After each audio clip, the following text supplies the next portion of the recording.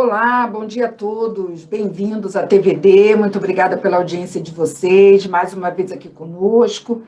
Estamos hoje falando de um tema que eu sei que vocês estão sempre aqui nas minhas redes sociais pedindo para a gente sempre trazer aqui o tema de ransomware.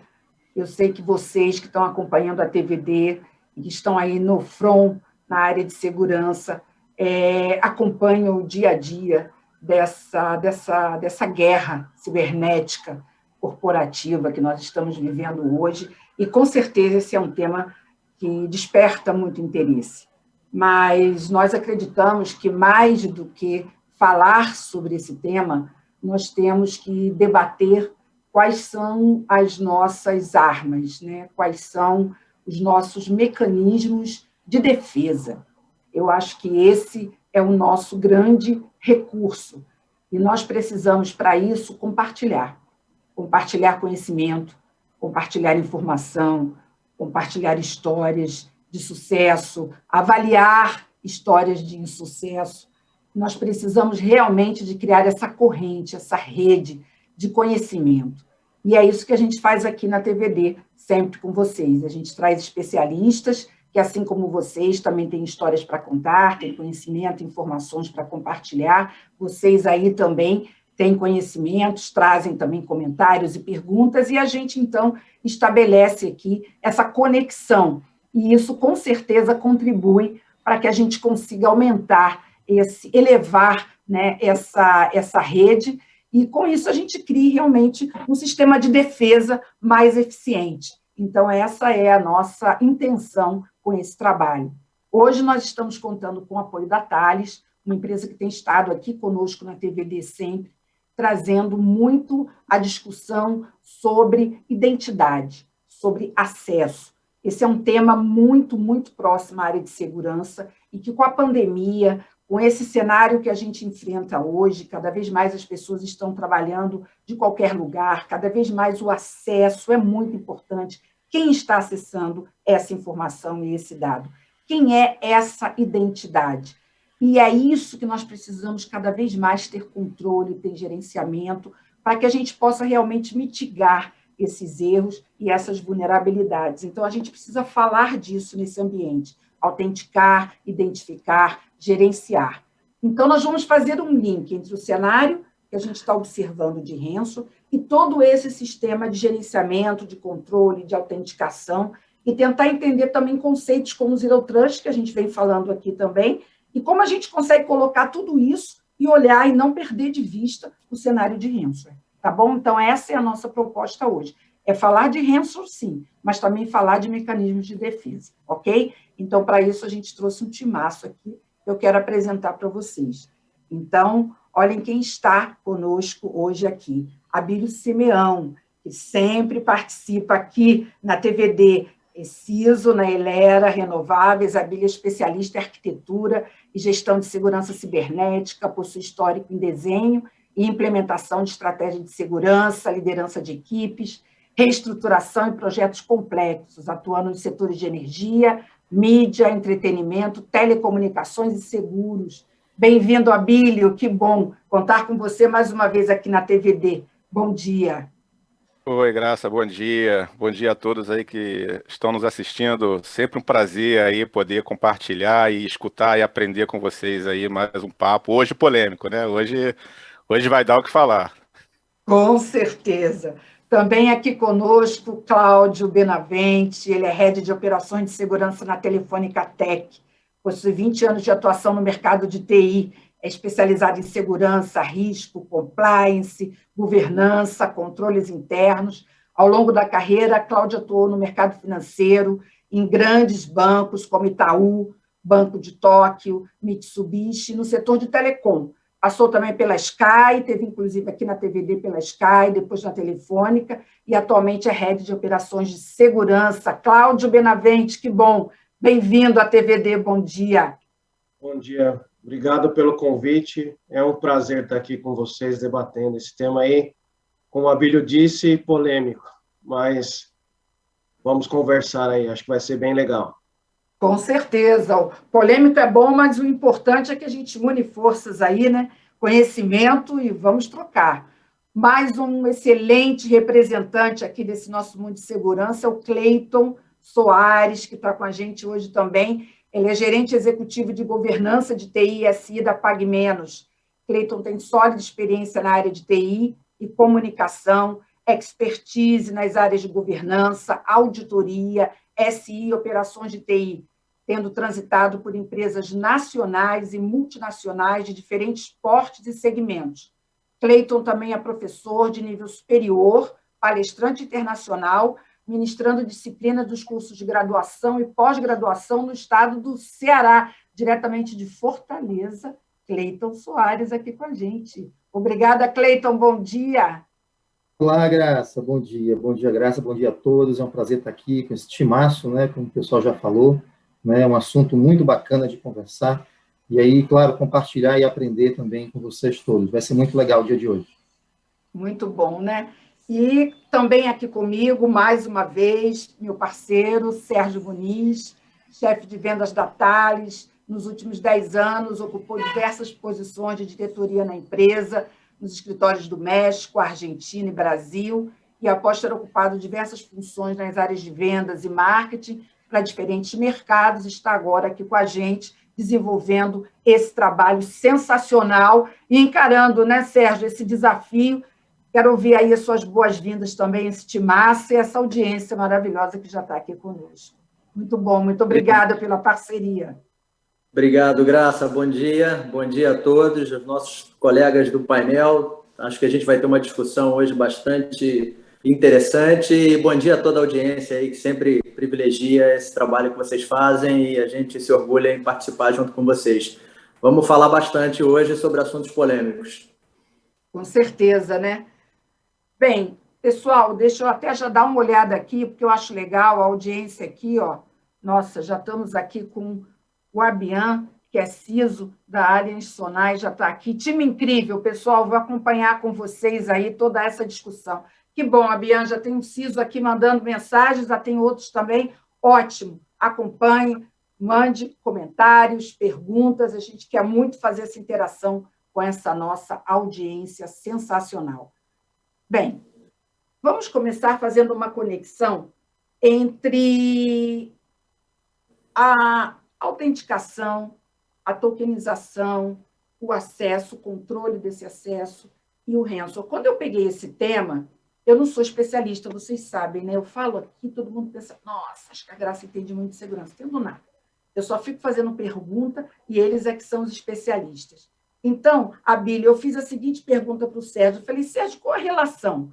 Eu fico aqui acompanhando, publicando, é notícia, é ransom, é ataque aqui e ali, e aí a gente vem com esse tema, qual é a relação? Uma empresa que consegue montar um bom sistema de controle, de gerenciamento, tokenização, ela vai estar mais bem protegida em relação ao ransomware?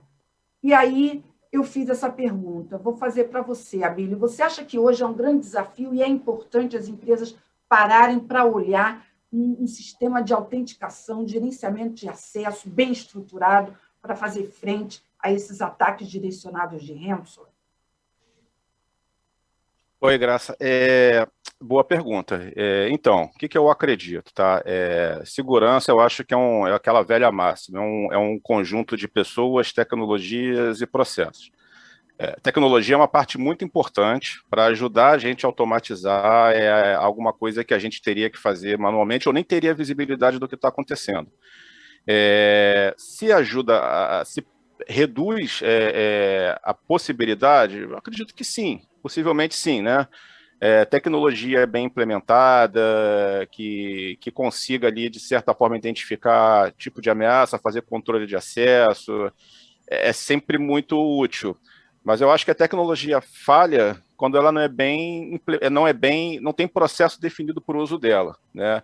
Então não adianta eu ter uma baita de uma ferramenta que faz um controle de acesso quando todo mundo tem acesso privilegiado.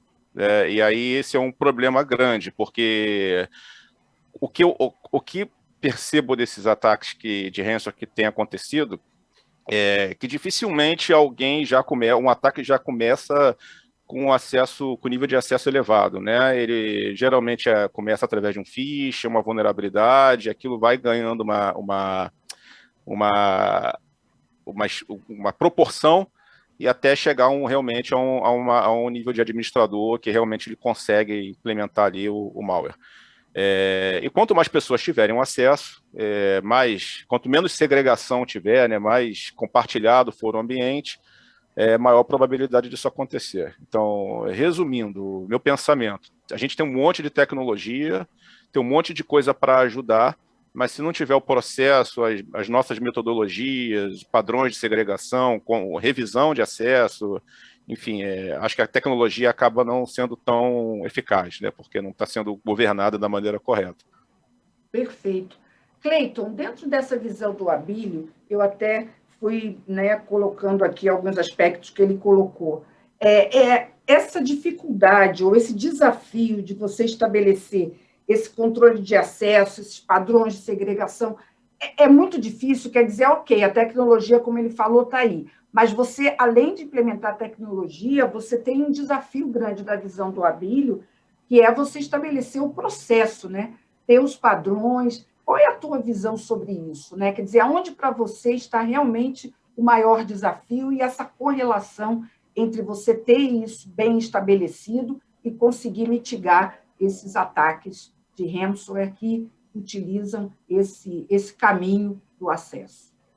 Exatamente isso que o Abílio comentou, né? Vou só complementar algumas coisinhas que eu acho interessantes. Tá. Quando a gente tem o nosso ambiente de infraestrutura, sistemas, etc., o importante é que eu segregue todo o meu ambiente, trabalhando e aí já trazendo o assunto do Zero Trust com uma premissa básica de segurança da informação, que é privilégio mínimo.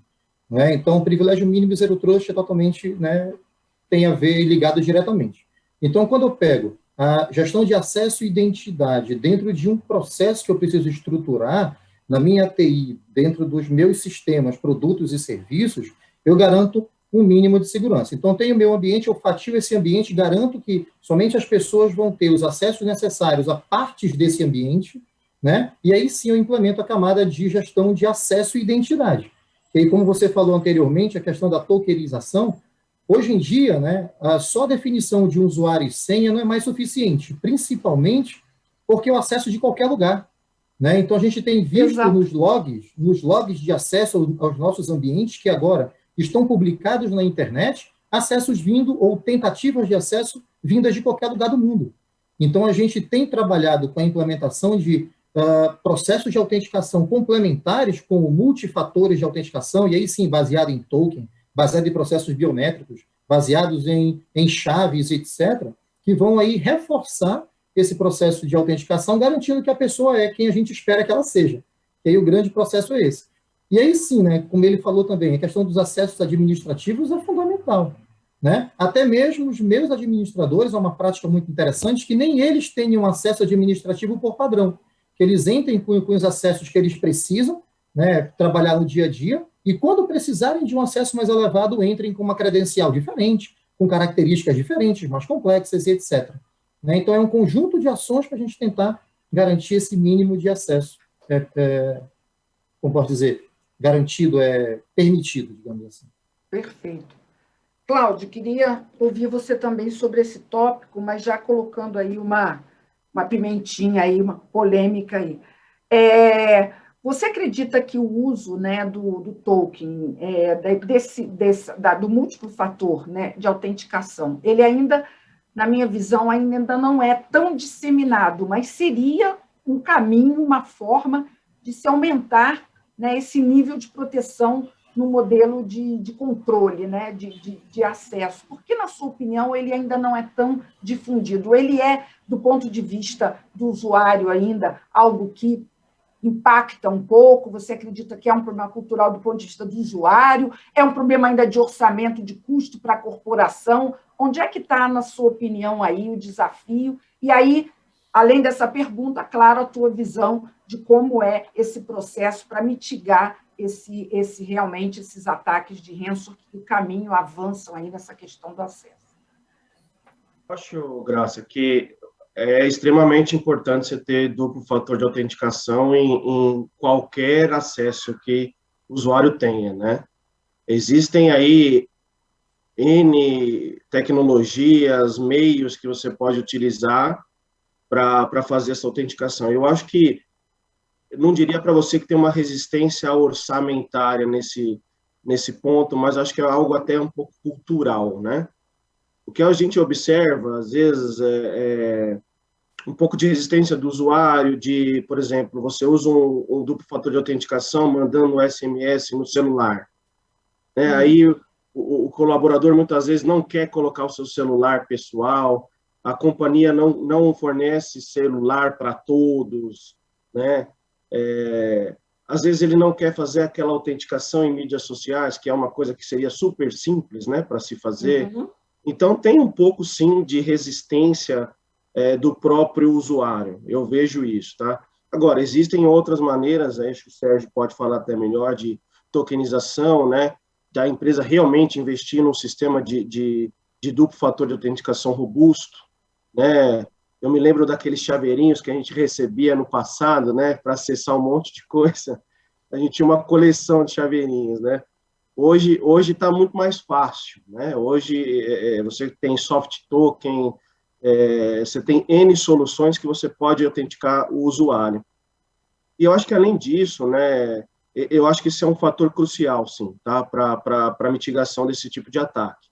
Mas, pegando o gancho no que o Abílio e o Cleito falaram, eu acho que ainda tem uma liçãozinha de casa, né? Quando a gente fala de matriz SOD, privilégio mínimo de acesso, eu acho que ainda falta um pouco essa lição, que é uma missão difícil para as empresas, né? O ambiente de negócio ele é muito dinâmico, cresce numa velocidade assim absurda. Então, muitas vezes a gente percebe, né, que existe uma fragilidade no permissionamento desse acesso. Então, acho que um dos pilares aí do Zero Trust, né, é óbvio, o privilégio mínimo e monitoramento 100%. Que aí entra um pouco do que o Abílio comentou até no bastidor. A gente tem muitas tecnologias, né, no mercado, mas se você não tiver processo, não tiver gente olhando para aquilo que está acontecendo, né, que é muito importante, é como se você não tivesse proteção, né? Então, eu vejo, assim, empresas com muita maturidade de segurança investindo em análise de comportamento, tanto de rede, como de usuário, como de endpoint. Agora, o outro desafio que eu vejo é correlacionar tudo isso, né?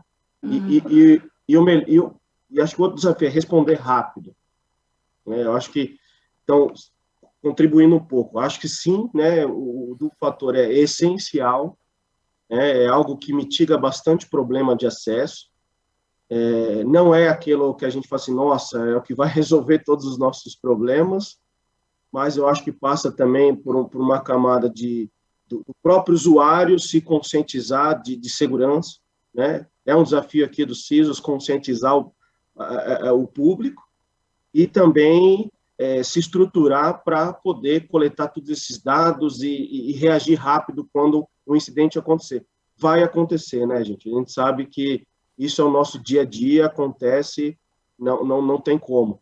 Então, eu acredito muito que tem algumas camadas que a gente precisa atuar, voltando ao do the basics, né?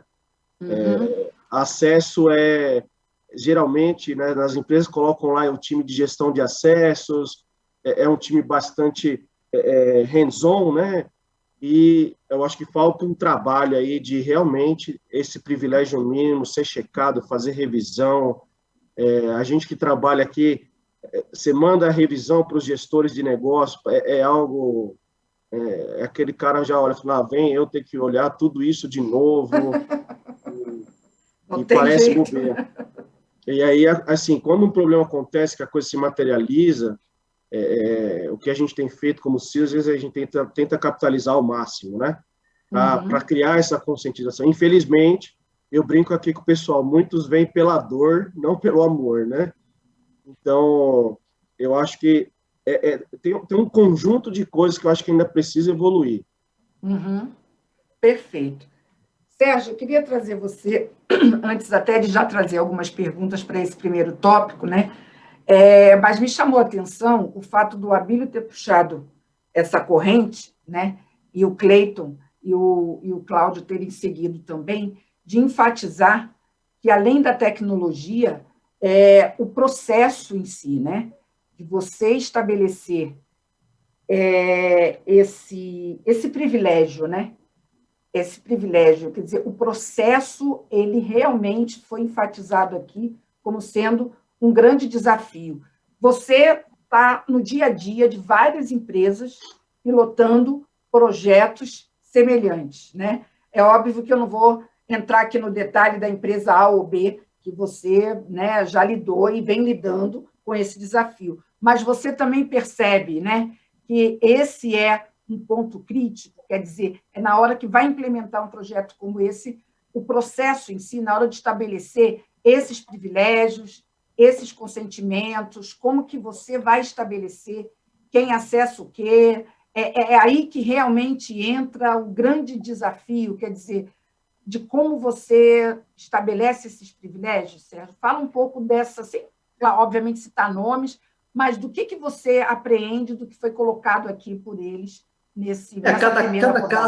Cada caso é um caso, e os CISOs conhecem o ambiente deles. O que a gente tenta permitir com melhores práticas de um serviço de gestão de acesso, não só a gente, eu sempre procuro falar da indústria, não só da Thales,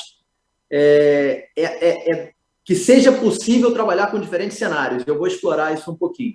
Mas eu vou trazer um ponto que o Abílio começou. Tecnologias, pessoas e processos. É o tripé básico que essa turma aí conhece muito mais do que eu. É assim que tem que ser trabalhado. E quando a gente pega um contexto, né, que a gente viveu, né, desde lá atrás, SafeNet, Gemalto, hoje como Thales, o que a gente tinha era um cenário mais engessado de autenticação lá no passado. Autentico ou não autentico? Né? E hoje em dia a gente tem uma possibilidade de fazer uma gestão de acesso com políticas muito mais flexíveis, que permitem aí você, inclusive, identificar e mitigar um ataque de ransomware e diversos outros ataques. O que fez com que essa mudança ocorresse? E a gente trouxesse novas funcionalidades, onde eu saio daquele velho dilema de ou muita usabilidade e pouca segurança, ou muita robustez e eu tenho meus funcionários sofrendo lá com um mecanismo engessado de acesso. Hoje a gente consegue um equilíbrio entre várias desses dois extremos, né? E fica a critério de cada cliente, de cada implementação, de cada ambiente. O que alavancou isso tem muito a ver com migração para aplicações na nuvem. Então, você gera novas vulnerabilidades. Eu sempre digo, não são piores ou melhores, são novas vulnerabilidades, são desafios novos, que têm que ser endereçados com soluções novas. E, por outro lado, o contexto do acesso remoto, que o Cleiton em algum momento aí falou, e é um desafio porque a gente saiu de vamos lá, 90%, 60% em algumas companhias do acesso interno para 100% do tempo, 100% das pessoas no acesso remoto numa pandemia. Então, quando a gente vê esse contexto e vê que nesse contexto a gente teve um aumento absurdo dos ataques de ransomware, seja de RDP, porque você faz acesso a diferentes servidores com portas abertas na internet, quando você não tem um multifator de autenticação, que é aquele básico, verdadeiro ou falso, mundo de autenticação do passado, você gera uma vulnerabilidade muito maior. E você consegue proteger, e principalmente proteger de uma forma inteligente, quando você cria regras. Quando aplicar esse multifator de autenticação? Eu acho que o melhor exemplo, aí eu trago casos que eu já vivi de infraestrutura crítica aqui no Brasil, onde a gente protege os acessos de planta industrial e que não sofreram com Anacroy e NotPetya lá atrás. E aí a gente pega a Colonial Pipeline recente, qual foi a diretriz do governo Biden? Duas coisas que, por um acaso, realmente são coisas que a gente trabalha na Thales, mas a gente sabe que é uma camada e é um portfólio amplo que os CISOs têm que lidar, backup, uma série de outras soluções de monitoramento, segurança cibernética é um portfólio muito amplo, mas claramente eles falam de MFA e criptografia. E aqui a gente vai explorar muito MFA, porque muda o contexto de autenticação para controlar a identidade, o acesso, você saber o perfil do usuário. E aí eu trago um ponto que todo mundo conversou aqui, que o Cláudio trouxe, que é a história que o Cleiton trouxe, né? Privilégio mínimo, que já deu polêmica lá atrás. Eu diria o seguinte, eu diria que é privilégio mínimo, acesso suficiente e, na verdade, alcance máximo aos sistemas para a turma de negócios. Quer dizer, a gente tem que pensar o outro lado. Quer dizer, o CISO ele vai controlar o privilégio mínimo pensando em privilégio. Mas, na verdade, ele pode fazer isso permitindo o acesso máximo para as áreas de negócio. Máximo para o que eles precisam. Então, por isso que a gente brinca que é aquela história do acesso suficiente, para não travar e engessar a operação. E existem formas adequadas de fazer isso, com políticas, com um single sign-on inteligente, que volta e meia vai tomar a decisão, alguém entrou aqui, tem um intruso, está querendo... Ele tem a credencial, ele tem o usuário e senha, mas é uma aplicação crítica, vou voltar a pedir um multifator de autenticação, que pode ser não só o token com a biometria, como muitos falaram. E o último que eu queria falar é a história da cultura, que a gente tem... O Cláudio tem razão, tem um aspecto cultural. Mas eu acho que cabe a gente trabalhar o aspecto cultural da seguinte maneira. A gente tem milhões de usuários hoje em dia nesse país usando soluções de online banking e mobile banking. E já usam um mobile token, uma biometria ali, estão felizes da vida sem lembrar de password de muitos dos bancos com os quais a gente trabalha, não só os digitais. Então, a cultura, ela existe. O que existe é uma barreira, aquele cara que não implementa, mesmo que seja por SMS em rede social, e pior, traz a senha da rede social para dentro do usuário e senha da companhia, e você não implementar um token que é tão simples. No telefone, tem a questão jurídica, ou o telefone que não é corporativo, qualquer decisão de negócio, pode usar outros mecanismos que não precisa incluir uma autenticação no telefone. Tem os famosos chaveirinhos, mas tem N outras opções, N sabores de autenticação, a gente veio desse mundo, que podem ser implementados, com o mesmo serviço, com toda essa inteligência. Vou parar por aqui, deixa eles explorarem um pouquinho mais, porque... acho que é uma discussão frutífera. Ok. Eu vou começar ainda nesse primeiro tópico. Nós estamos aqui com algumas colocações da audiência e eu vou trazer aqui uma pergunta do Alexander Severin do Couto. Depois, Alexander, se você puder aqui, não estou conseguindo identificar a sua empresa, mas seria legal depois se você pudesse me passar. E ele faz uma pergunta aqui para você, Abílio, dizendo o seguinte... já comentando até a colocação do Sérgio, dizendo que ele acha que, no caso da autenticação, e dessa questão aí do que é, né, se é cultural, se é orçamentária, se você não acha que há, sim, restrições orçamentárias em empresas que ainda não sofreram um incidente relacionado à autenticação. E não parece que, muitas vezes, a empresa precisa passar por um incidente, como foi comentado aqui, sofrer pela dor, para poder realmente liberar um orçamento para investir em autenticação. Depois, eu acho que Cleiton e Cláudio também podiam comentar isso. Sim, eu acredito que sim. Não tenho dados, fatos para trazer, mas pelo sentimento, acredito que a tendência é que o orçamento para a segurança tende a ser maior após um incidente relevante. Infelizmente é uma verdade, mas acho que talvez sejam casos pontuais, mas que a indústria, a própria regulamentação, não necessariamente incidentes, mas as regulamentações que estão surgindo, né, de proteção de dados, até a gente aqui no setor elétrico também acabou de ser publicada uma nova norma nacional de segurança, então acho que isso tende as empresas a cada vez mais se ajustarem, seja por uma questão de adequação a alguma regulamentação ou lei, ou porque realmente passou por uma situação e ali viu que realmente precisa investir no assunto. Mas o que eu estava pensando, anotando aqui, vendo aqui o papo de vocês, né, não querendo estender muito, saindo do assunto, mas assim, o que eu percebo é que, do meu sentimento e experiência, assim, que às vezes você implementar uma tecnologia, conseguir o orçamento justificar por A mais B, pode ser difícil, mas eu acho que ainda não é tão difícil quando você botar ela para funcionar corretamente. O que eu quero dizer? Às vezes você vai lá, justifica a mudança para um EDR ou para uma solução de monitoração de acesso remoto. Essas soluções, elas tendem a funcionar silenciosamente. Então, quando você coloca, implementa e está funcionando, não incomoda ninguém, ok. Agora, quando você muda um processo para botar essa ferramenta para funcionar como ela deveria, então uma coisa é botar uma ferramenta que monitora, faz controle de acesso com duplo fator e que não está mudando a vida de ninguém. Agora, quando eu digo o seguinte, olha, agora você vai ter que usar, você vai ter que fazer uma sessão única, a cada sessão você vai ter que se reautenticar, o cara vai falar, opa, não, peraí, você está acabando com a minha produtividade. Então, todo esse papo de tecnologia, eu acho que ajuda muito, tá?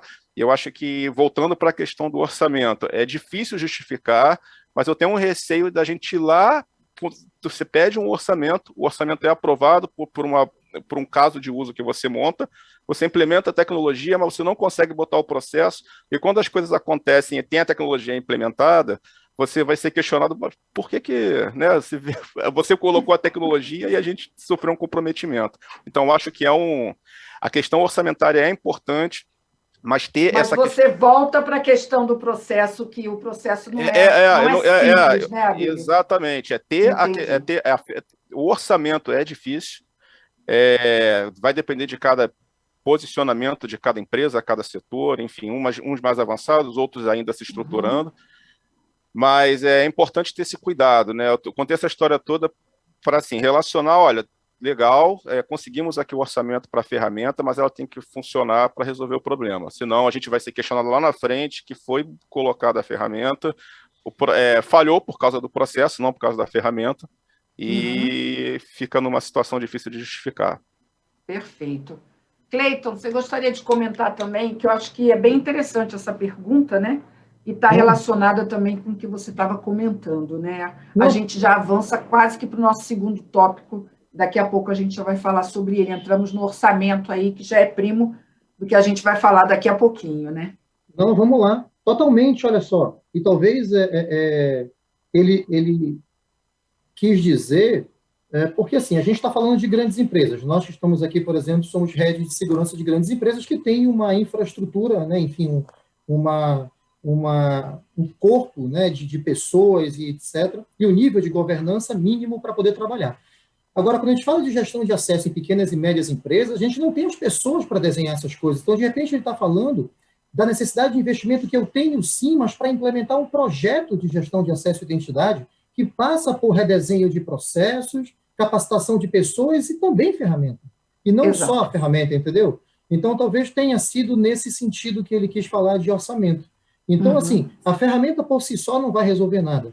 Né? Muitas vezes a gente tem, muitas vezes não, né? Eu acho que o correto é a gente partir, né, de algo que, bora imaginar que eu tenho uma equipe mínima. Talvez eu não precise de orçamento nenhum, mais orçamento e dedicação de tempo para poder estruturar um processo de gestão de acesso dentro da empresa, implementar e segregar esses acessos no meu ambiente e criar uma questão de conscientização e cultura em relação ao uso dos recursos computacionais. Para aí sim, eu aumentar esse nível, né, de segurança, implementando uma ferramenta, né, que vai me dar outras camadas para poder garantir esse acesso seguro. Talvez tenha sido nesse sentido, só que isso eu queria complementar.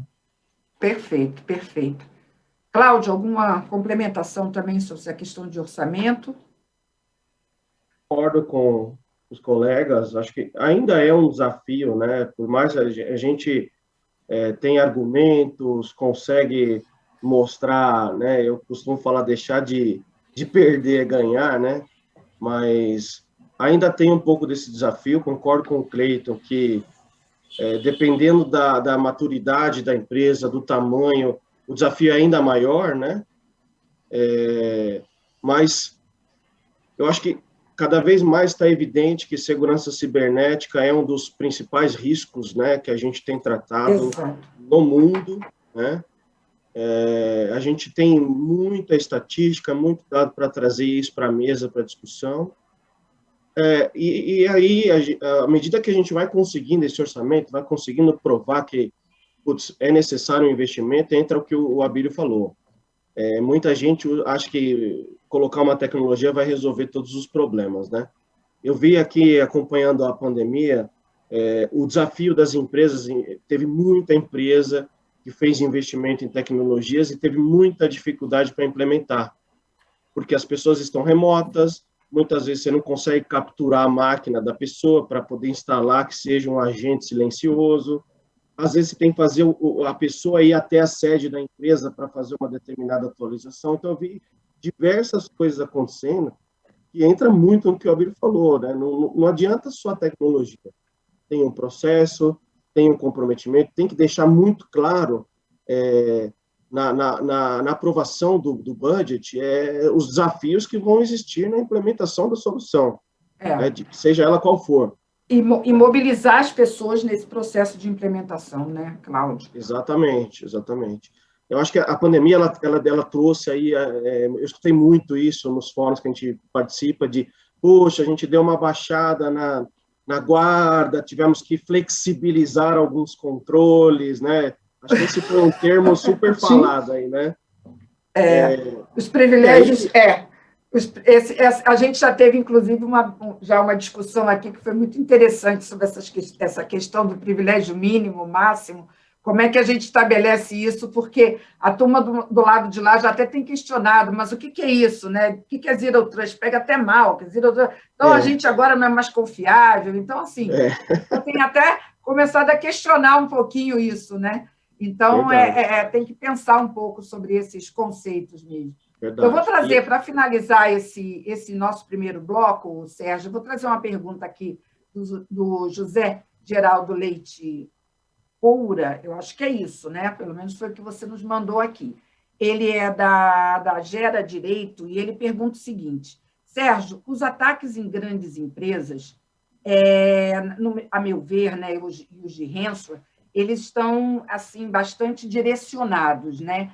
E eu gostaria que você fizesse, pode ser citando ou não esses principais ataques, a correlação entre eles e essa discussão que nós estamos tendo agora de controle de acesso, principalmente Colonial Pipeline e JBS. Se você pudesse, porque eu acho que são casos públicos, né, Sérgio? Eu trouxe essa pergunta que eu acho que você pode correlacionar. Acho que até na sua fala aí você citou que esses dois casos criaram até, né, uma série de ações do governo norte-americano, né, em relação a providências que devem ser tomadas por empresas norte-americanas. Mas aí acho que essa correlação, só para a gente terminar esse primeiro bloco, você poderia fazer para exemplificar um pouco melhor a audiência em relação à correlação entre o ransomware e a essas ações de controle de acesso.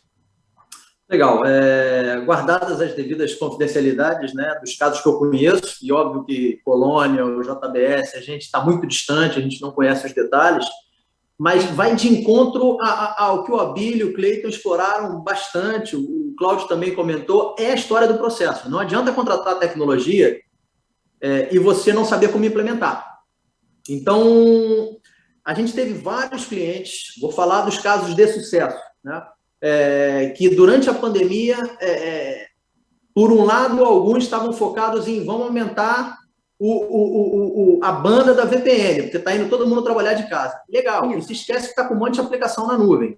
Ou, eventualmente, não se esquece, mas você cria um ponto de vulnerabilidade que eu entro na rede e volto a sair por um proxy, ou conecto direto com a VPN e tem um ponto com a nuvem, com a aplicação que está na nuvem, servidor de e-mail, CRM, RH, e fica aquele ponto de vulnerabilidade. Então, com muitos clientes que a gente implementou no meio da pandemia, o importante é que esse processo esteja bem definido, defina as políticas de acesso, você pode decidir colocar senha ou não, você pode colocar um autenticador que precise de um agente ou não, tem muito multifator de autenticação que não precisa de um agente, que você coloca já no logon do sistema operacional, seja de Mac, Windows, Microsoft ou Linux, e você tem um serviço que precisa ser flexível para isso. Foi assim que a gente pensou e que as boas práticas de gestão de acesso vêm empurrando as soluções e as melhores iniciativas nesse controle da gestão de acesso. É o que eu falei, muda o conceito. A nuvem desconstruiu o perímetro e a pandemia terminou de arrasar ele completamente.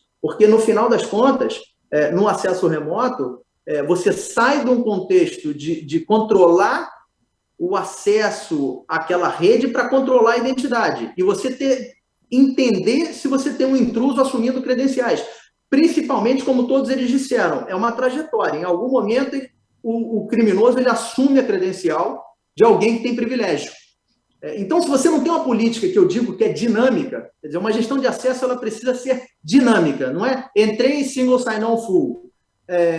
Também não pode ser engessada. Cada aplicação que eu entro vai ter um token, eu já tenho a senha. Então, você pode tirar a senha de algumas e ser robusto com multifator de autenticação. Tudo depende de criticidade da aplicação, perfil do usuário, tipo de acesso, e você tem padrões de comportamento. Então, precisa existir esse tipo de flexibilidade, e é exatamente por isso que o governo Biden, quando viu o assunto de Colonial e outros, já tinha o tratamento de água na Flórida, o tratamento de água, de infraestrutura crítica na Flórida, foi lá e falou, olha, MFA é mandatório.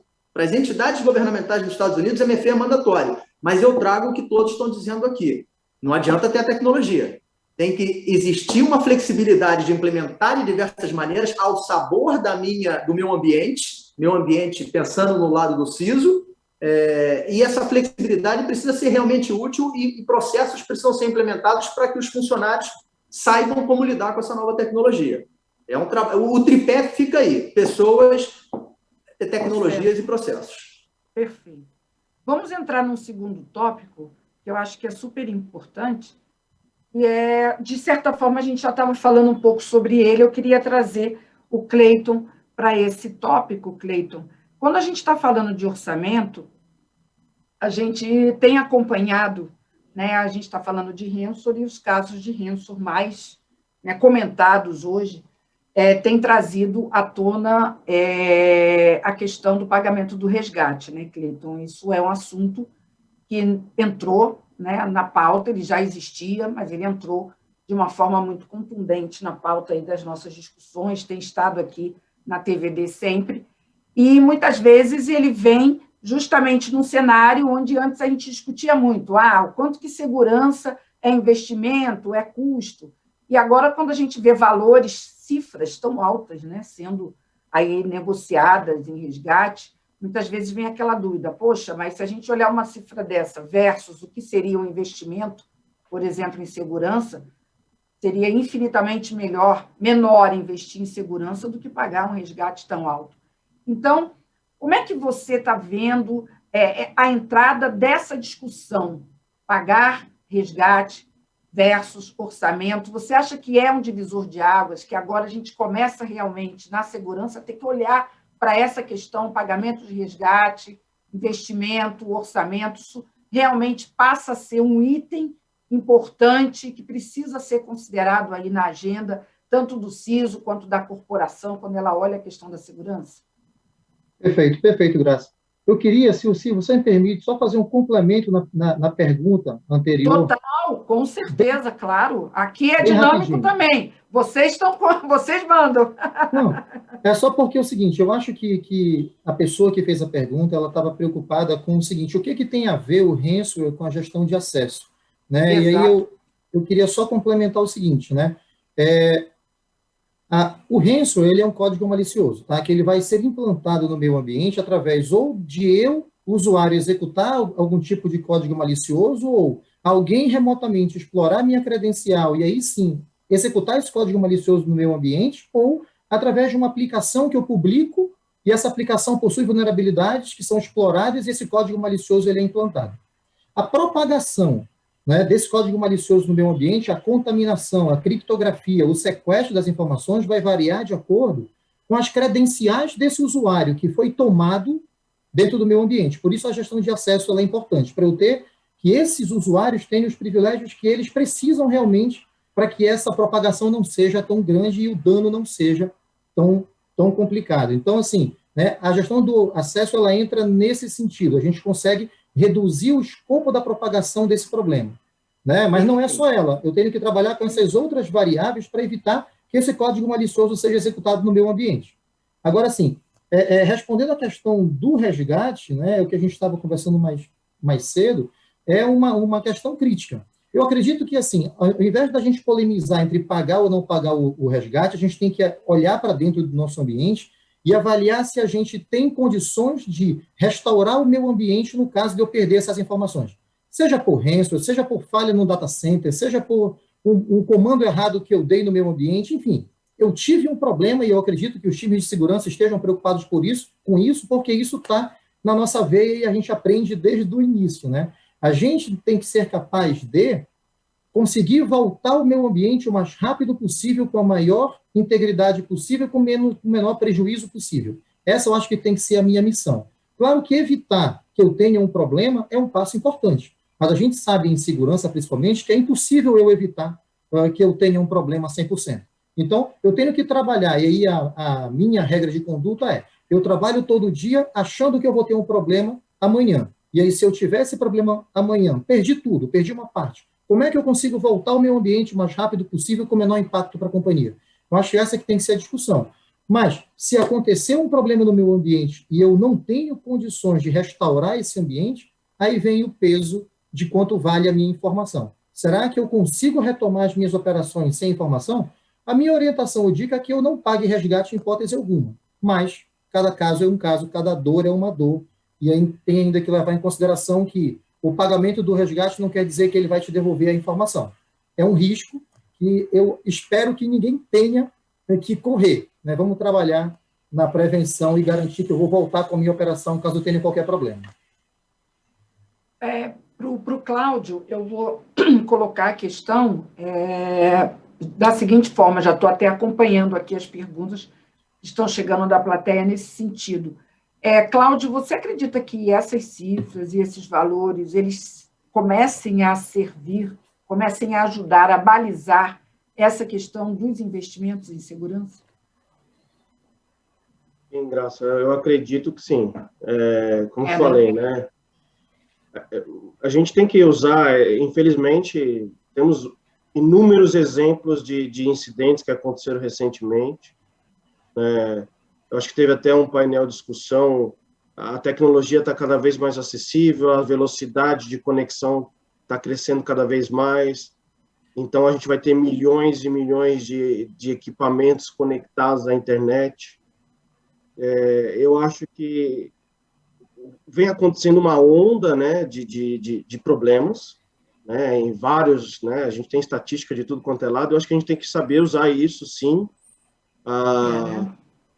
como convencimento, né, vamos dizer assim. Não sei se é a palavra mais adequada para usar, né, mas também depende muito da maturidade que cada companhia está, né, principalmente com relação à segurança.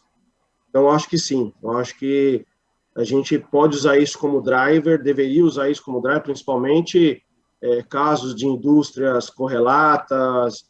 Eu acho que tem muitas empresas que têm aí análise de ameaças, né, o famoso threat intelligence, que troca informações, que sabe o que está acontecendo em tudo quanto é lugar.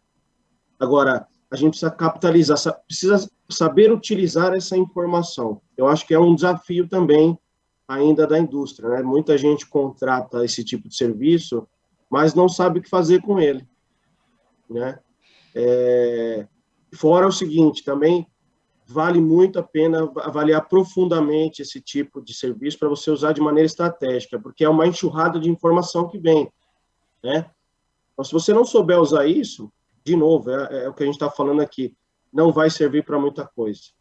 Então, acho que essa parte de inteligência, ela serve para te abastecer de argumentos e poder chegar num board e mostrar o que está acontecendo, né? Eu acho que realmente faz todo sentido. Abílio, ouvi sua opinião sobre esse tema, né? E, de novo, né, para cada um de vocês eu vou trazendo mais um argumento. Para muitos, os CISOs já deveriam conversar sobre isso com o board e até, eventualmente, pensar em ter uma reserva para pagamento de resgate. Já chegou até a esse ponto, em se falar sobre isso, né? Dos CISOs até pensarem e tratarem até desse aspecto com o board das companhias. O que você acha disso? Você acha que é melhor ir para um caminho de considerar essas cifras, né, para comparar com investimentos, do que se pensar em olhar essas cifras para criar uma reserva para pagamento de resgate? Qual o melhor caminho que você acha que se deve seguir nesse caso? Eu acredito muito na prevenção, Graça. Né? Você é um fã da prevenção, né, Abílio? Assim, melhor prevenir, né? Eu acho que a prevenção inclui você estar preparado quando a prevenção falhar, né? E que ela pode falhar, e aí você está preparado para atuar nela, acho que é importante. Assim, é difícil precisar, porque, pelo que eu tenho acompanhado, essas cifras de resgate, né? Elas variam muito, né? Acho que do tamanho da exposição, porque o ransomware hoje em dia ele já explorou a questão do sequestro do dado, propriamente dito. Agora, os grupos, como o REvil, por exemplo, já estão aí com os casos recentes, né? Já pega ele não só sequestra o dado, mas como ele tira o dado e cobra para aquele dado não ser publicado. Então, explora até a capacidade da gente recuperar. Já a gente começa a lidar com a parte de vazamento de dados também. Então, assim, e não quer dizer, como o Cleiton falou aqui, pagando, né? Você pagando o resgate, que você vai ter teu dado de volta. Você pode até ter parte dele, né? Enfim, de volta, mas não quer dizer que você vai ter.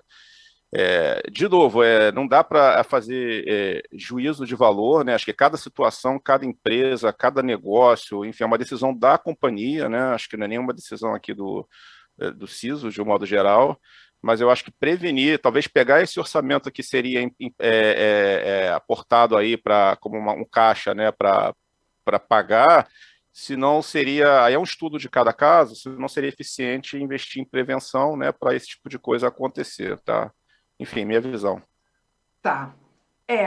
Sérgio, eu queria trazer você para essa discussão, mas olhando um pouco e até argumentando com você, se você percebe ainda, né, nas suas, no seu relacionamento com os CISOs do mercado, se ainda tem esse desafio, né, de olhar para a segurança como custo e não como investimento, por quê? Aqui, algumas empresas que estão nos acompanhando, né, o pequeno não vê ainda segurança como investimento e sim como custo. Então, alguns que estão nos acompanhando aqui, empresas médias, nós ainda também não vemos segurança como investimento, ainda é custo. Então, assim, aqui, na nossa audiência, pelo menos, os que estão, eu estou pensando aqui, tá, gente? Porque são muitos aqui nos acompanhando. Já os maiores já estão aqui discutindo pagamento ou não de resgate. Então, a gente tem uma realidade aqui no país que é assim, as grandes empresas, e vocês estão participando aqui conosco, estão representando as grandes, já estão numa discussão que né, transformar o que seria um pagamento de resgate numa visão orçamentária, de investimento. Mas quando a gente olha para médias ou para pequenas, já né, segurança é custo. Então, Sérgio, como é que essa realidade, na verdade, para a grande maioria das empresas ainda é custo? A segurança é custo. E aí, como relacionar isso com um eventual ataque de ransomware, pedido de resgate? Como é que, na sua visão, essas coisas aí se combinam? Vamos tentar atender tanto a expectativa de quem está no nosso debate, como de quem está na nossa audiência, né? São realidades distintas. Não, mas eu acho que elas convergem num ponto. E outra vez, aqui eu acho que não cabe juízo de valor, cada caso é um caso, a gente tem que expor diferentes cenários. Ninguém quer estar no lugar de um CISO com um problema dessa relevância. Mas quando a gente fala dois CISOs, e aqui a gente tem no painel, né, a discussão que a gente já está tendo, e mesmo nas empresas de menor porte, a gente, nos dois casos, a gente vê um desafio no investimento. Existe um desafio no investimento, que é claro, você precisa implementar tecnologia. Quanto disso de tecnologia vai para a segurança, historicamente, é um desafio para qualquer CISO, na minha opinião. Nas pequenas, o que acaba acontecendo é esse desafio de começar a implementar alguma coisa, mas eu queria também trazer um cenário que é o parque, a todo o instrumento, o portfólio de tecnologia que existe numa empresa pequena é infinitamente menor do que o que existe numa empresa grande. Então, consequentemente, qualquer investimento também vai ser infinitamente menor. Você consegue ter o controle mais efetivo com um investimento menor. Agora, na grande, quando a gente vê que existe uma discussão sobre pagar ou não pagar, a gente também entende que existe uma restrição orçamentária, porque investir é muito menor, investir em prevenção. E vou além. Aqui eu falo muito de prevenção porque é onde a gente consegue contribuir. Mas eu acho de extrema relevância investir também em simulação de resposta a incidente. Plano de resposta a incidente pronto como parte do framework de risco da empresa. E aqui eu já estou botando o meu boné de conselho. É uma discussão de conselheiro, é uma discussão que a gente tem tido com alguns conselhos de algumas empresas no país, porque isso está começando a chegar. E está começando a chegar não só o de ransomware, mas o dano de imagem, o dano financeiro e por aí vai. E claramente é muito menos orçamento para investir em prevenção e um plano efetivo de resposta a incidentes do que investir no pagamento. Que aí já é uma outra história, já tem um dilema muito maior. E aqui eu só queria trazer à tona alguns elementos que é o seguro. A gente tem que entender o escopo do seguro, porque muita gente pensa que com o seguro está coberto e não é 100%. E a questão desse plano do governo norte-americano, uma das discussões depois de Colonial é tentar considerar ransomware como terrorismo. Eu acho que isso é distante da nossa realidade, mas eu acho que é para trazer como reflexão e porque também a gente tem filial norte-americana, de empresa norte-americana aqui no país. Quando você vincula ransomware a terrorismo, quando você autoriza o pagamento, você está sendo conivente com o terrorismo. Então, você vai ser criminalmente também responsabilizado. Então, é um assunto que precisa ser amplamente debatido e volto a dizer, os CISOs têm uma obrigação que a gente quer ajudar, contribuir, conscientizar, de levar isso, seja para a CIO, seja para o C-Level, seja para o conselho. Se preparar para trazer um discurso simples, essa discussão para a mesa de conselho. Porque isso precisa ser debatido urgentemente. Muito bom você trazer esses dois pontos. Queria deixar em aberto aqui, eu gostaria que vocês comentassem esses dois aspectos. Um, que já aconteceu casos, e já foram até comentados aqui na TVD, de resgates que estavam correlacionados ao valor do seguro. Nós já tivemos casos aqui de CISOs que falaram, olha, o resgate foi pedido e, inclusive, o sequestrador, né, no caso o hacker, falou, não, eu estou pedindo resgate porque eu sei que vocês têm esse valor de seguro. Então, ele sabia exatamente qual era o valor do seguro e pediu o resgate de acordo com o valor do seguro. E a segunda questão também, que eu acho que o Sérgio levantou, é que existe esse movimento nos Estados Unidos, e nós já tivemos aqui, foi inclusive durante o CIAB, a Polícia Federal falou sobre já um movimento no Brasil, não sei se correlacionar a terrorismo, mas de tentar criar algum tipo de legislação que coíba empresas, que não permita que empresas paguem resgate a sequestro de dados. Então, o que vocês acham? Vocês acham que são medidas que, com certeza, também vão contribuir de alguma forma para coibir esse tipo de ação? O que vocês acham? Cleiton, Abílio, Cláudio? Graça, se eu não me engano, já existe uma determinação para o não pagamento de resgate para algumas empresas, principalmente órgãos do governo e empresas de alto nível na Bolsa de Valores, se eu não me engano, no nível que nós estamos lá no novo mercado. Então, acho que já existe um ensaio, eu vi alguma publicação nesse sentido sobre... Agora, é aquele negócio, né? Eu não posso publicamente, e é o que as empresas nos Estados Unidos estão fazendo. Nenhuma delas assume publicamente que pagaram os resgates. Muito porque talvez elas não possam, né, dizer que pagaram. Né? Então, assim, muita coisa acontece nos bastidores. Né? Então, essa questão do pagamento, até para a imagem da própria empresa, como você falou, Polícia Federal e etc., tem questão... Né, toda uma questão de clientes, de ética e etc., que não permitem isso. Né? Então, mas tem muita conversa que acontece nos bastidores. Sim. Eu só complementando, aí eu puxo um pouco para o que o Cleiton falou antes. Tudo bem, a gente pode contar com ajuda jurídica, as leis, a Polícia Federal, né? Mas e se a gente não conseguir recuperar esses dados? Né? Acho que esse é o grande problema, tá? Por mais que você fale, você não vai pagar o assunto é polêmico, resgate. Né, gente? O assunto realmente ele não é fácil de ser tratado, né? O problema é que nessa hora você vai olhar para trás e falar, deveria ter investido numa solução de disaster recovery, de backup de dados, testado o backup e blá, blá, blá. Então, é complicado, porque mesmo que a lei venha e fala, você não deve pagar resgate, mas e aí, o que eu faço? Entendeu? A gente vai ficar com a operação, a empresa parada, e a gente sabe que horas para determinadas empresas equivale a milhões de dólares, é muito complicado, né? Exatamente. Oi, desculpa, Graça. Não, pode falar. Eu ia justamente pedir, ver se você, Abílio, quer comentar também sobre sobre esse tópico. Então, o Cláudio falou um negócio interessante aí, que é o seguinte: eu acho que num momento de crise desse, a questão financeira é um prejuízo que a empresa vai passar, mas é um prejuízo que pode ser, na expectativa de que pague e receba o dado de volta, é um prejuízo talvez menor do que horas de operação, problemas com vazamento.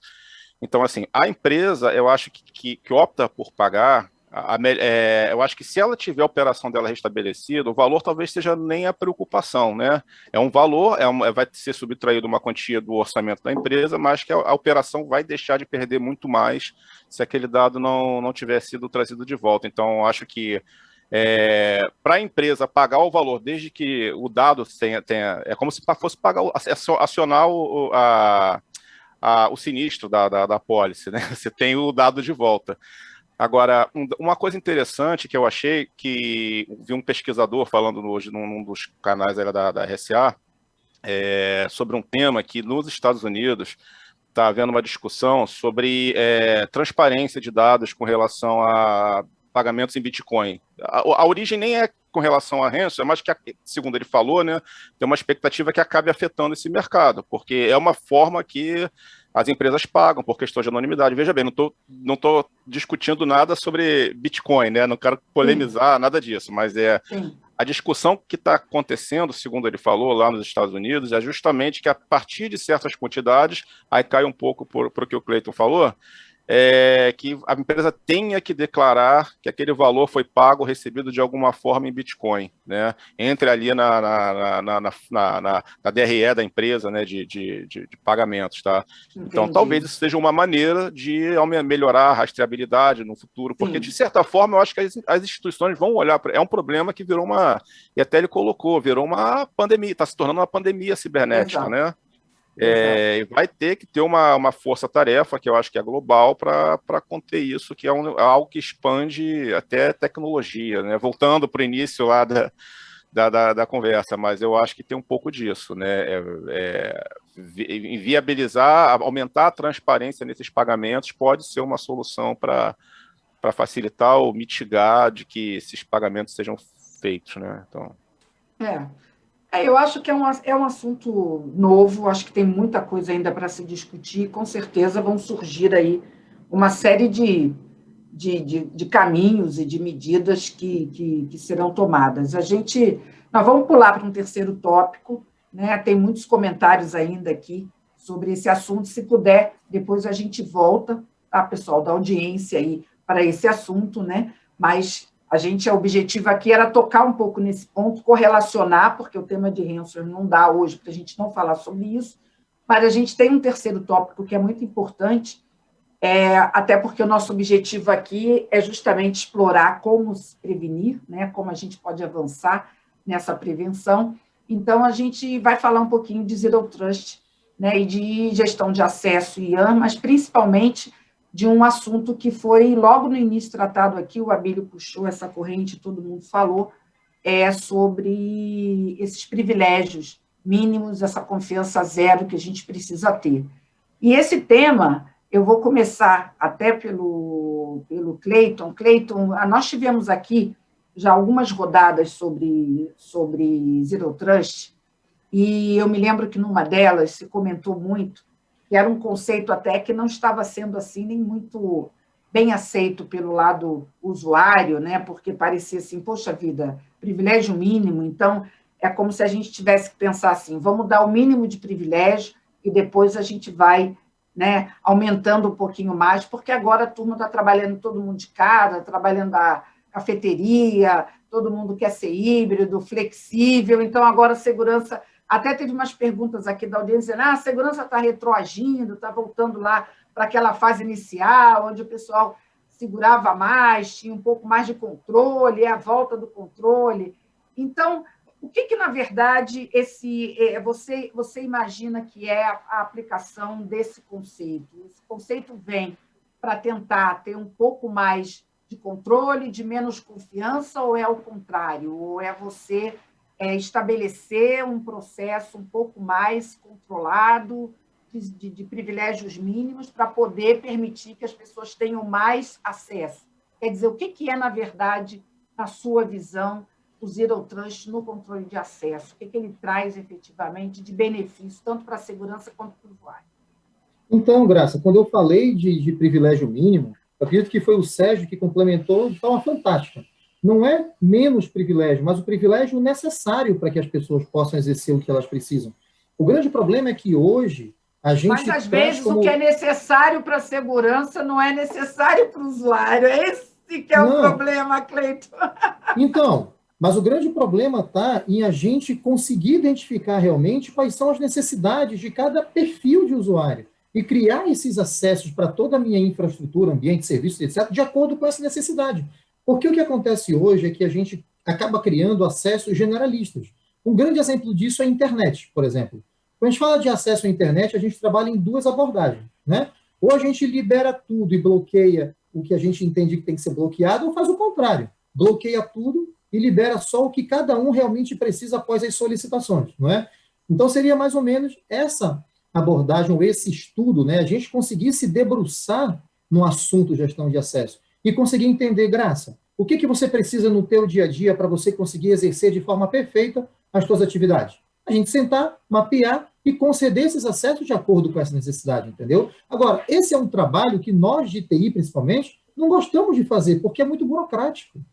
É sentar, é processo, é definir, é desenhar, entendeu? Então, isso aí... E tem mais uma questão. Se eu for implementar isso, eu vou ter que depois fazer a gestão de todas as solicitações que chegam para mim. E muitas vezes eu não tenho braço para cuidar dessas solicitações de acesso, concede aqui, bloqueia aqui. Então, a gente acaba adotando uma política mais flexível para poder não onerar tanto o outro lado, entendeu? Então, acho que a discussão vai muito nesse sentido. Será, Abílio, que essa ideia de confiança zero ou de zero trust para a segurança ela é algo que tem um certo conforto, né? É aquela ideia do não confio em ninguém, ótimo, para a segurança é confortável. Mas será que para o usuário ela soa como algo assim um pouco de restritivo, na sua opinião? Sim, é porque eu acho que tem a questão do nome, né? Zero Trust, confiança, não confio em ninguém, acho que tem um pouco do nome, acho que ajuda nesse sentido. Mas assim, o Zero Trust é um conceito já antigo, né? Antigo, sei lá, deve ter um pouquinho mais de 10 anos, mas que veio agora aí, está sendo bastante discutido, muito por questão de acesso remoto, né? Para ajudar nesse sentido. Muito por questão de nuvem, microsegmentação e os ataques que vêm acontecendo. Eu acho que talvez o nome engane, e eu acho que o Zero Trust, em alguns casos, pode até ser uma maneira mais suave de ser implementado, mais transparente para o usuário, né? E aí não tem a ver realmente, olha, eu não confio em você, você não faz nada. Não, ele vai trabalhar transparentemente como se ele estivesse dentro da rede só com os mínimos acessos necessários. Mas eu acho que tem essa questão do nome, mas tem uma questão do desafio também de você trazer isso para questões legadas, né? Como é que você trata alguém, sei lá, mainframe, enfim, eu imagino que tem a solução de Zero Trust para mitigar esse tipo de problema, mas como é que você coloca a empresa toda num ambiente desse, né? E eu acho que isso tem a ver um pouco também com o convencimento que a gente vem do modelo clássico de que se está dentro é bom, se está fora é suspeito, né? Exato. E a gente evoluiu para esse conceito de segurança de perímetro. Acho que o mercado já está no nível de maturidade que quem está fora já não está querendo mais bater lá na porta. Ele vai entrar através de alguém. E aí esse conceito de que quem está dentro é tão suspeito, não estou falando do insider threat, né? Mas realmente alguém que está tendo uma estação que funcione como carona para quem vem de fora. Então, esse conceito, e é o que eu vejo que também é o que é também difícil de falar para as pessoas, né? Olha, aquela história de que quem está sentado dentro do prédio, a rede dentro do prédio é uma rede confiável, pode ser, mas também não é tanto. Então, a gente tem que olhar e trazer, na verdade, o fluxo de comunicação, ao invés de ser baseado em localização, vai ser baseado na comunicação, né? O que aquela pessoa precisa fazer e por que motivo. Perfeito. Cláudio, sua visão aí sobre a aplicação do Zero Trust, do controle de acesso. Você sente também que tem um pouco dessa... Primeiro, a dificuldade de entendimento do conceito, né? Acho que para a segurança, ok, né? Não sei se para o usuário está tão ok assim, né? Eu concordo com a Abílio, né? Eu aqui até brinquei com o pessoal, falei, você lembra quando a gente falava que ia sair e a mãe não deixava? Aí a gente falava assim para ela assim, ô mãe, você não confia em mim? Ela respondia, não, em você eu não confio nos outros. Eu acho que essa analogia é a melhor forma boa. De explicar o Zero Trust. Essa analogia é boa porque a gente tem que ter isso aí, falar, em você eu não confio se tem alguém que eu não conheço na rede, né? Ou no nosso ambiente. Aí sai um pouco desse negócio, aqui tá todo mundo me monitorando, não sei o quê, né? Exatamente, a gente precisa, né? Desculpa a brincadeira aqui, mas... Não, mas as analogias são boas. Essa daí eu gostei para explicar. É bom, né? É bom falar isso para o usuário. Ele fica menos incomodado, né? Porque senão ele pensa... É verdade, Porque, assim, para o usuário, né, o conceito de Zero Trust é completamente transparente, né? Se for bem implementado, é óbvio que tem que estar nas políticas. Eu me lembro bem no começo, quando a gente assinava a política de segurança, né, que, olha, não espere privacidade e tal, porque isso aqui é um recurso corporativo e tal. É um pouco nesse sentido, né? Assim, a empresa ela tem mecanismos, ela vai monitorar porque ela está protegendo os seus ativos, e isso ficou melhor, ao meu ver, porque é transparente para o usuário, né? Então, eu iria um pouco nessa linha, tá? O Zero Trust, ele vem para ajudar, eu acho que permeia aí o que o Cleiton falou de acessos, muito importante, mas tem uma camada de monitoramento aqui para a área de segurança que é essencial, é um investimento muito grande. Imagina o seguinte, a gente recebe milhares de dados de tudo quanto é solução, e aí o CIEM, né, que a gente usa para correlacionar as coisas, já tem sido substituído por Analytics e Big Data, de tão grande que é o volume de informações, né? Então, eu acho que isso é uma evolução natural das coisas, e não adianta a gente implementar isso se a gente não conseguir olhar, de novo, o processo, né? Tem que ter uma estrutura robusta de monitoramento. O que eu faço quando acontecer um incidente? E o que eu tenho acompanhado, Graça, é que as empresas têm recorrido muito a especialistas, a empresas especializadas nisso, até porque para ter um respaldo, né? Então, você vê muitas empresas terceirizando alguns serviços, porque justamente ela quer utilizar os seus recursos para estar entendendo mais do negócio, para ter uma postura mais consultiva e deixar essa parte mais técnica, mais operacional, com empresas especializadas. Então, acho que é um caminho também para o Zero Trust, tá? Eu penso dessa maneira. Não é fácil implementar Zero Trust. Por mais que já seja um conceito aí bem disseminado no mercado, existem alguns steps para a sua efetiva implementação. Sérgio, o Cláudio finalizou aqui essa rodada com o CISOs falando que não é fácil implementar. Pela sua experiência, a maioria das empresas ainda não implementou, realmente não é um conceito fácil de implementar, Sérgio? Olha,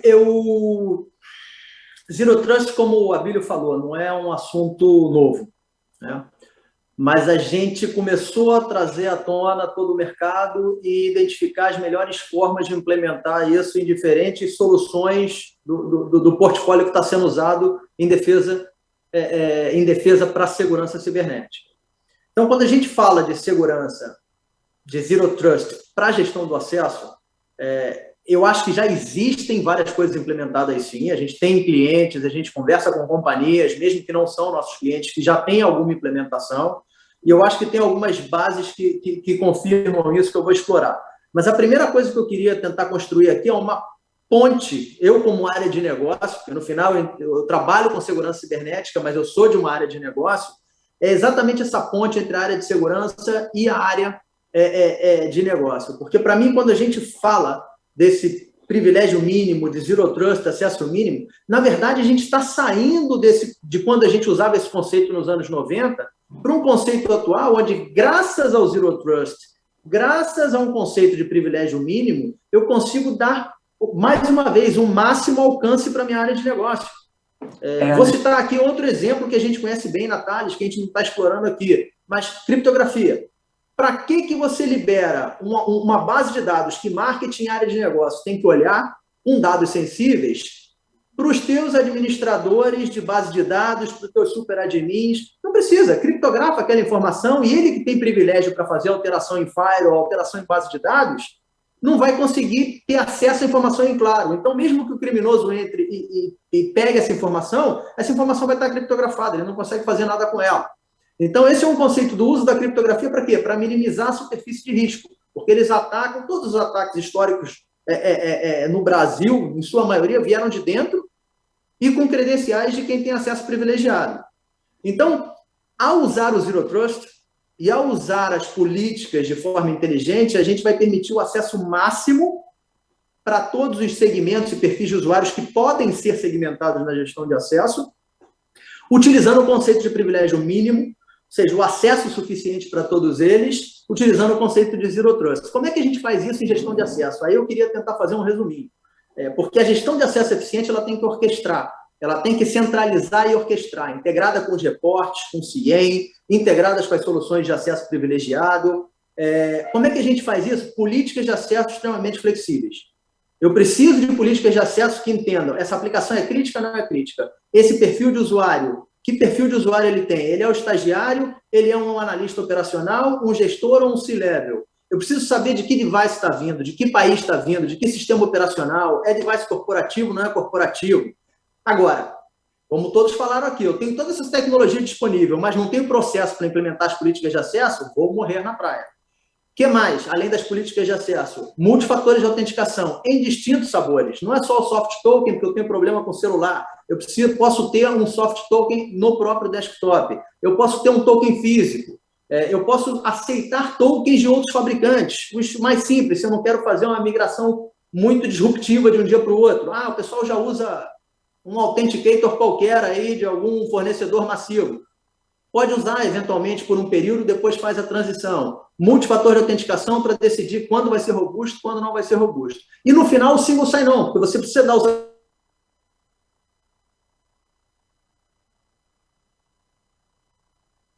Então, precisa de um single sign-on inteligente. Essa aplicação crítica, vou voltar a pedir um token, porque esse criminoso que está tentando entrar com ransomware, ele vai ter dificuldade de estar pegando um token a cada momento de cada usuário diferente, enquanto ele vai correndo lateralmente por dentro da rede. Então, se a gente implementa isso de uma forma bastante efetiva, e aí concordo com todos, precisa de tecnologia, mas precisa de processos e da ajuda das pessoas, e tentar facilitar a ajuda das pessoas. Eu falo muito, pode tirar a contrassenha sim, sendo robusto. Você usa o soft token no celular e a biometria, como a gente faz no mercado bancário. É muito mais robusto do que continuar com a bendita senha que gera custo de helpdesk, gera insatisfação do usuário. Então, existem mecanismos hoje disponíveis nas melhores práticas de gestão de acesso, onde você implementa o Zero Trust, e a gente tem vários clientes já fazendo isso. Agora, não é a sua maioria ainda, mas temos bons exemplos e eu acho que a gente precisa replicar. Ok. Bem, estou aqui acompanhando, Sérgio, não só vocês aqui nessa discussão de Zero Trust bem interessante, nesse nosso último tópico, mas também aqui algumas perguntas. Eu vou trazer aqui duas delas para a gente, que ainda tem tempo aqui, da gente comentar, vou colocá-las aqui, e aí qualquer um de vocês pode estar respondendo. A primeira delas é do Euclides Rocha, e ele diz o seguinte: Zero Trust é realmente importante, na minha opinião, não há uma outra forma, por enquanto, de nós de segurança avançarmos nessa proteção. Mas o comprometimento dos usuários de negócios que acessarão as ferramentas da empresa, no meu ponto de vista, é fundamental. E um processo de aculturamento desses usuários de negócios também é importante para tê-los como aliados, como parte desse processo. Então, gostaria de saber se vocês acham que essa é a parte mais difícil na implementação do Zero Trust. O que vocês acham? Ele considera que a parte dos executivos de negócios é o calcanhar de Aquiles do Zero Trust. Deixa eu me colocar como executivo de negócio, tá? Que, na verdade, é a minha função. Eu, por exemplo, não acesso a RP da companhia e nem tenho por que acessar. E não faz sentido, seria uma exposição desnecessária. Eu, como vendas, vamos pensar antes do período de pandemia. Viajava como um louco, acesso remoto quase o tempo todo, ou seja, eu era uma das exceções que estava no acesso remoto. Para que eu vou ter acesso ao RP da companhia se eu não faço uso? Então, é aquela discussão ainda da governança, que a gente se complementa muito às soluções de governança de IDA no mercado, né? E aí, depois que você passou desse true or false, eu acesso ou não acesso? Aí vamos ao que eu acesso. Se tem aplicação que eu acesso, mas não é muito frequente eu acessar, talvez a política ali que o CISO pode determinar não, aqui quando ele acessar eu vou pedir, porque ele não acessa com tanta frequência. Então, ele faz parte de um perfil vendas, gestão de vendas, todo o corpo gerencial na área de negócios, que determinadas aplicações eu vou sempre pedir um fator. Isso não chega a ser intrusivo. Aliás, se ele não me pede a senha, é até melhor, é mais usabilidade. Então, mais uma vez, eu considero que a gestão dessas políticas e a implementação dessas políticas é o que vai fazer o diferencial efetivo. E as áreas de negócio não precisam estar expostas, como os superadmins não precisam estar expostos a acesso à informação em claro, que eles nem precisam acessar, nem deveriam ter acesso, inclusive. Eles podem executar o trabalho de administração sem acessar. E aí a gente fala um pouco de criptografia também. Mas, volto a dizer, na gestão do acesso, isso é muito fácil de implementar. É até plug and play, com muitas das aplicações que estão na nuvem. A dificuldade vai existir, como o Abílio falou, quando você tem um mainframe, quando você tem algo robusto, mas que tarde ou cedo ou tarde, você vai ter que migrar para a nuvem também. É um conceito que vem se expandindo bastante e que vem facilitado, por um lado. Eu queria... O que você acha, Abílio? Então, acho que essa pergunta foi bem interessante pelo seguinte, a gente falou bastante nos pilares de segurança, né, pessoas, ferramentas, processos e pessoas. A gente focou bastante falar nas ferramentas e nos processos, e essa pergunta tem muito a ver com pessoas, que acho que a gente acabou falando menos. Aí o que eu acho, né? Quando a ferramenta e o processo, um dos dois, ou os dois falham, o que resta são as pessoas, ajudando a gente a cuidar da informação da companhia. Quando a ferramenta falha e a pessoa falha, ou seja, ela clicou num link que a ferramenta não identificou, e aquilo se instala no ambiente, a gente volta para o assunto inicial do ransomware, a gente tem um problema, né? Então, mas quando a ferramenta falha e a pessoa participa de uma campanha que tem uma cultura de segurança, que tem treinamentos, que sabe que não pode clicar em link malicioso e não clica, a gente tem uma outra parte ali que funcionou. E aí entra um ponto que é importante, que é assim, a gente investir também, né, nessa questão das pessoas. E aí tem a ver com a gente falar as campanhas, treinamentos, próprios testes de phishing que a gente faz aqui também, para a gente medir, né, o tamanho do risco. Tá certo que uma coisa é um phishing que a gente faz numa campanha de phishing, outra coisa é realmente uma coisa direcionada, são coisas diferentes, mas ali a gente já consegue ter um termômetro do que a gente consegue, que a gente precisa trabalhar para melhorar ainda mais aqueles indicadores. Então, eu acho que essa pergunta é interessante, e pessoas é um ponto que a gente realmente precisa trabalhar forte, porque quando a gente olha, também voltando para os ransomwares, muitos dos casos foi através de uma falha de pessoa. Alguém executou, clicou, é um phishing, e falhou a tecnologia, e a pessoa, por algum descuido, também executou. Tá? Então, acho que é muito boa a pergunta. É um ponto que a gente acabou falando menos, né? Perfeito, perfeito. Vou trazer mais uma pergunta, e, obviamente, só para a gente dar mais vez aqui para a plateia, e depois, tanto o Cláudio quanto o Cleito quiserem comentar a pergunta anterior também, fiquem à vontade, tá? É só para a gente conseguir trazer um número maior aqui de perguntas. Eu tenho aqui o Marcos Reis, também trazendo uma pergunta interessante, ele se identificou aqui, da Telefônica. O usuário, na minha opinião, precisa entender que aquelas requisições e noções de segurança, ele precisa levar para o lado pessoal também. precisa se proteger, não só como funcionário, mas também como pessoa física, usuária de várias tecnologias. O quanto vocês acham que é preciso fazê-lo entender também o conceito de Zero Trust? Desmistificar esse conceito para esse usuário.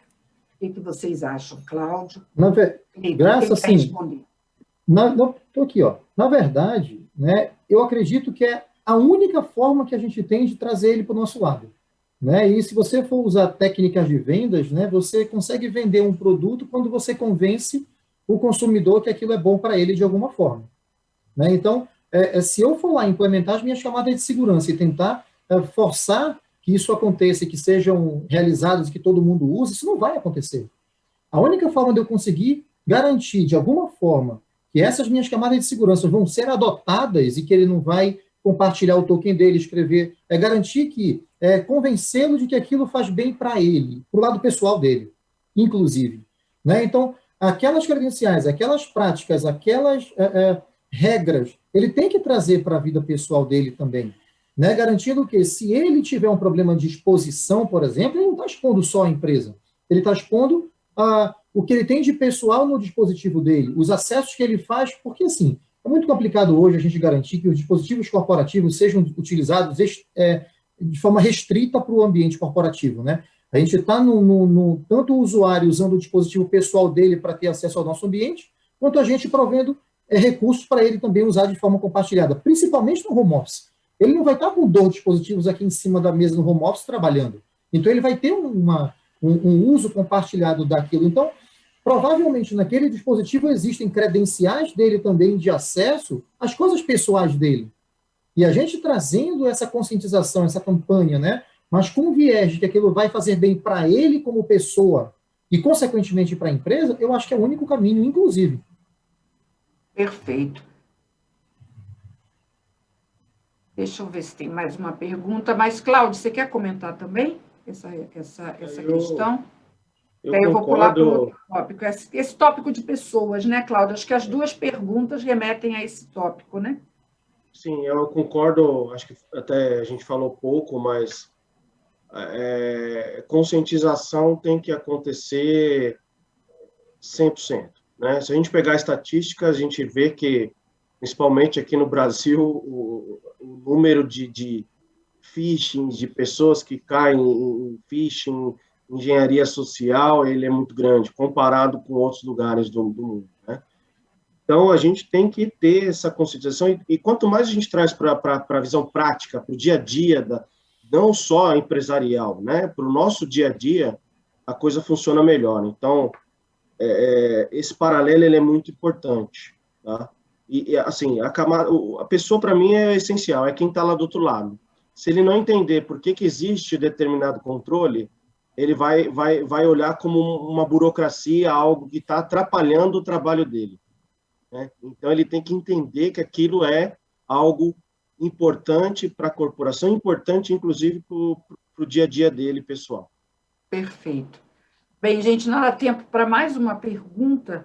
Essa aqui eu acho super interessante, acho que é até boa para uma pensata aqui, final da nossa discussão, e é a seguinte: a quantidade de recursos e ferramentas hoje é cada vez maior. Vocês começaram falando, né, do quanto só a tecnologia não é suficiente, é preciso processos e pessoas, mas é óbvio que as tecnologias são importantes, as ferramentas também, e elas são muitas para garantir um ambiente seguro. E aí eu queria saber de vocês o quanto, se é importante ter um número grande de ferramentas e de soluções para essa área, e se é difícil administrar soluções e tecnologias diferentes para fazer controle de acesso. Eu acho importante essa pergunta, e depois eu acho que o Sérgio pode finalizar explicando isso. Vamos tentar fazer uma rodada rápida final, porque eu acho importante, né, Sérgio? A gente sabe que tem muitas soluções, acho que esclarecer isso é importante. Abílio, rapidamente, no final, vamos passar por isso, só para deixar a audiência esclarecida em relação a isso. Muitas soluções, muitas ferramentas, né, Abílio? O quanto que você acha que é importante ter calma, analisar, escolher, né, ter critérios para isso, saber que não adianta sair também tendo muitas ferramentas, que é preciso realmente saber né, priorizar isso, e como você falou, a implementação, não adianta muitas ferramentas, e que a parte de implementação é muito importante, né, Abílio? Eu acho que o mais importante na escolha na decisão de escolha de uma ferramenta é tentar dar um passo atrás e entender qual é o problema que você quer resolver. Né? Uma vez que esse problema esteja mapeado, entendido, você vai para o mercado buscar as ferramentas para fazer a melhor escolha possível. Uma coisa que eu acredito bastante, independente da discussão de ser um único vendedor ou vários vendedores, mas que, no caso de vários vendedores, que eles se comuniquem, né? Assim, no nível de ferramenta. Eu acho que o pior cenário é a gente ter um monte de ferramenta, cada uma no seu mundo, ninguém se fala e você não consegue ter a visão do fluxo. Né? Eu acho que entender o problema que está se buscando resolver, buscar os melhores parceiros para te ajudar a resolver aquele problema e fazer com que eles se comuniquem, sejam mesmo ou sejam 10, acho que esse é o caminho. Tá? Aí acho que é uma decisão de cada um aí, qual é o melhor a seguir. Tá? Se fosse, esse que seria o framework que eu penso, assim, tá? Perfeito, perfeito. Cláudio, um comentário final aí sobre esse caminho árduo que é realmente, né, escolher, implementar essa tríade, né, processos, pessoas e tecnologia. Não é nada fácil, né? Eu acho que a gente tem que, né, como CISOs, ser persistentes, não é fácil. Eu concordo bastante com o que o Sérgio comentou, já existem empresas que estão num caminho bacana, de melhoria da segurança, e é uma jornada, né? Eu costumo brincar aqui que não tem bala de prata, né? A gente tem que saber balancear, eu acho que essa é a palavra certa. Se a gente coloca inúmeras tecnologias dentro do nosso ambiente, você acaba dificultando a tua operação, inclusive. Então, acho que a gente tem que saber decidir, existem vários sabores, vários players no mercado com excelentes produtos, e aí a gente tem que saber ver aquilo que tem o melhor custo-benefício, aquilo que vai atender melhor a companhia. Né? Não acho que encher de tecnologia as empresas vai resolver o problema. Cleiton, sua avaliação final aí desse dilema, esse grande desafio, né, que é equilibrar esses 3 pontos aí, né? Não, pois é, eu gosto muito do conceito, Graça, de proteção em camada. Né? Então, a gente começa com a primeira camada, que, na minha concepção, é o usuário. Né? Eu vou trabalhar com esse meu usuário de todas as formas que eu puder, trazendo ele para o meu lado. Depois, eu tenho, na segunda camada, o dispositivo que ele está utilizando. Né? E aí eu vou trabalhar em cima de tecnologias, em cima de processos, de regras de uso, etc., para garantir que aquele dispositivo que ele está utilizando ele vai ser confiável para o meu ambiente. Depois eu vou para a garantia da segurança na terceira camada da conexão que ele está usando para poder chegar até os meus produtos e serviços, garantindo a segurança dessa conexão em vários aspectos. E aí, finalmente, eu entro na minha infraestrutura, onde eu tenho que garantir que eu vou ter controle de acesso, eu vou ter monitoramento, como o Cláudio falou, né? CIEM, enfim, e toda a parte de monitoramento proativo, resposta a incidentes. Eu vou ter os meus times, né? O Red Team, Blue Team, os meus times atuando tanto na proteção quanto na avaliação contínua da segurança do meu ambiente. Então, é um conjunto de coisas, nada disso funciona sozinho.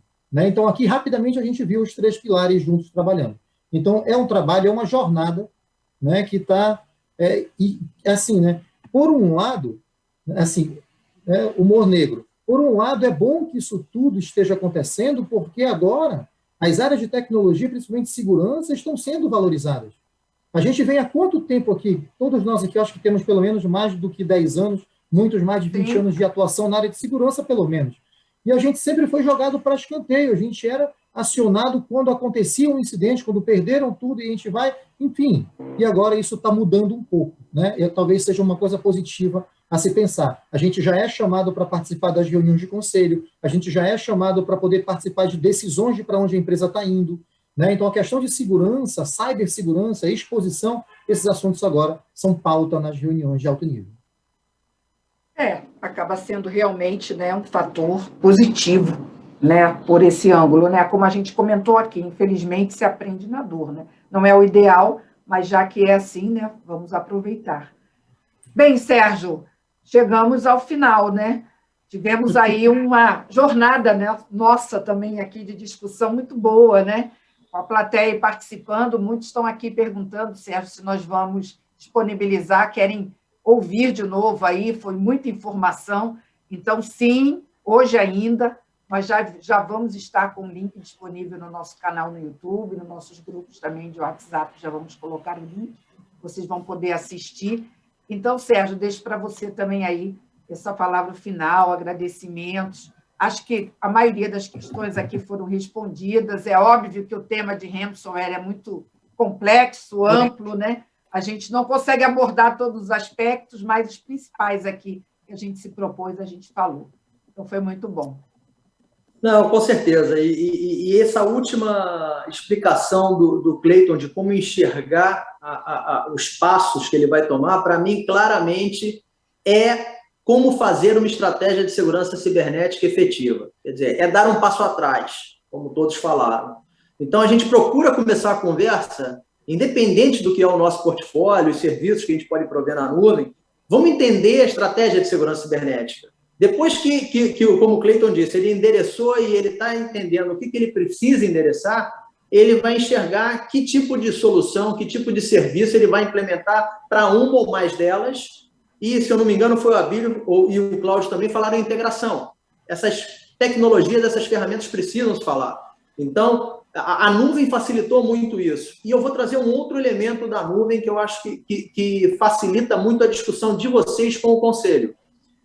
Que eu acho que a gente fala muito para a gente precisa do dinheiro, né? Quando a gente pensa do CISO, vocês precisam do dinheiro. Mas, eventualmente, o Conselho precisa entender o que é investimento, o que é custo, o que é despesa.